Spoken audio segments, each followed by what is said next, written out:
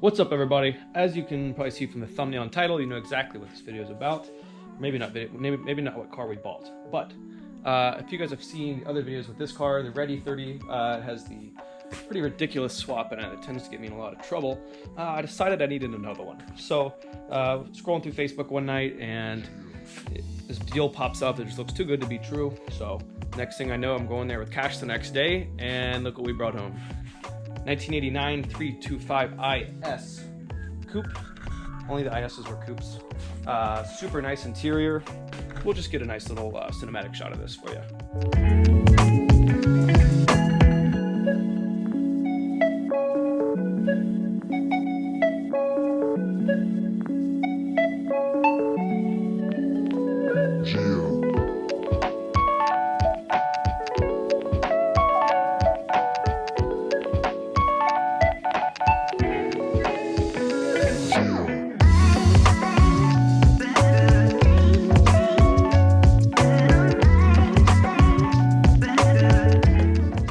So paint's pretty decent. I don't know how well you can see it here. This could definitely use a good buffing.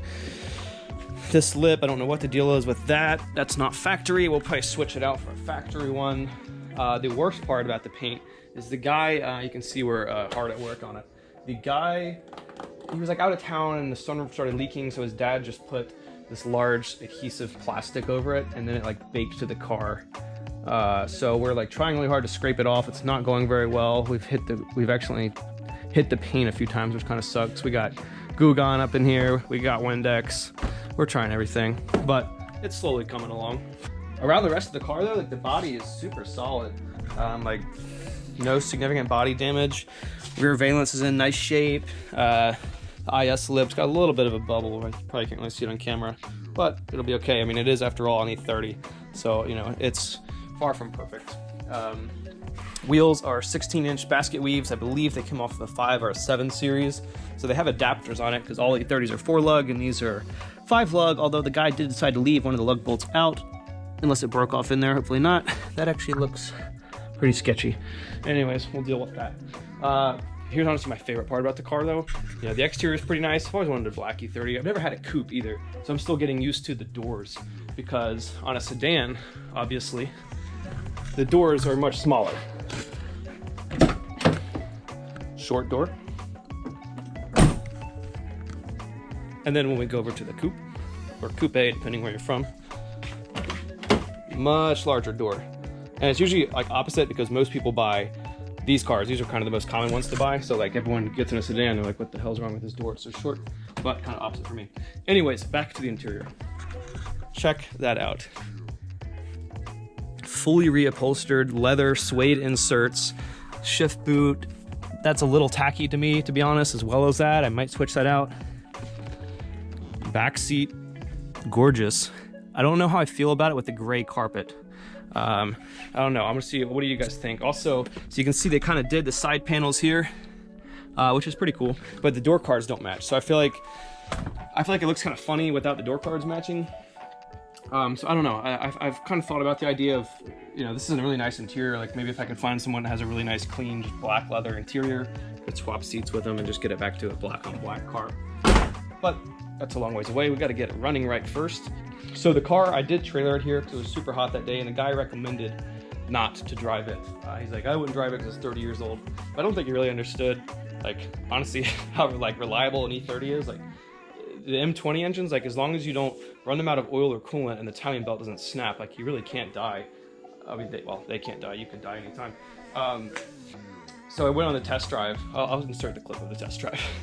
The guy was, I don't think the guy's ever driven the car that hard. I just immediately was hitting the rev limiter and shit.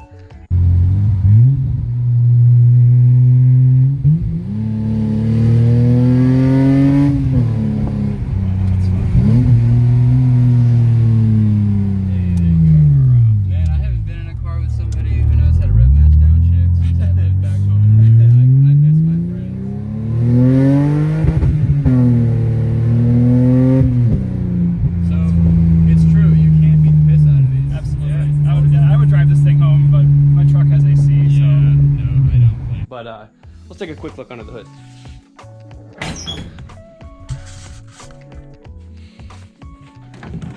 Oh shit. And And there goes the heat gun.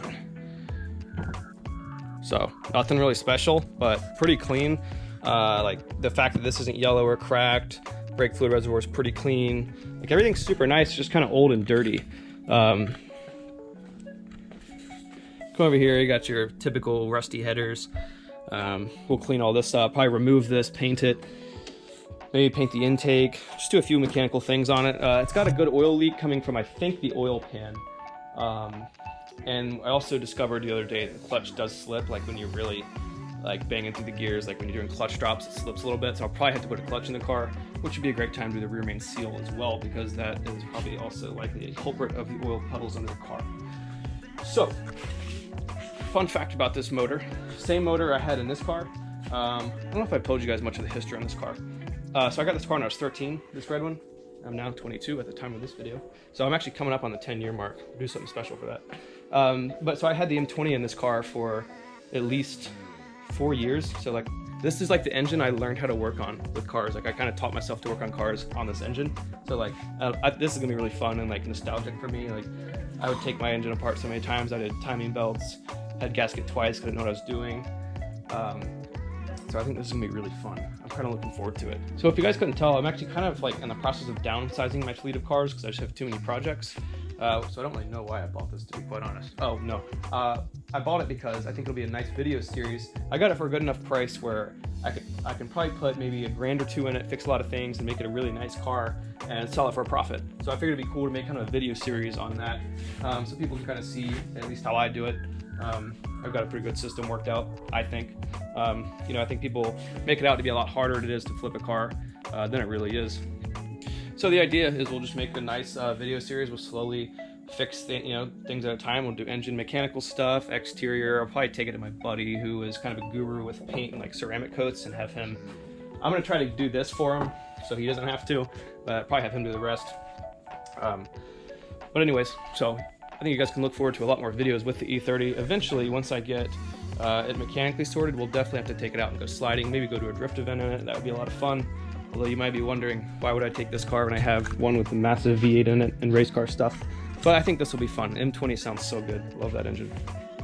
So in the meantime, we'll continue the tedious and terrible job of removing all this sticky crap that has been baked onto the roof. And we'll probably begin to make a parts list, see what exactly it needs, how much we're going to be able to budget into it, and where we're going to get our parts from. I'll definitely be able to get some stuff from junkyards and people that are parting these out as far as like interior bits go. We'll definitely get a lot of new stuff for mechanical. So I will let you guys follow along in this journey. Look out for some more videos with this car. We'll see where it goes. Hopefully I can include a little, if it starts raining outside, it might rain.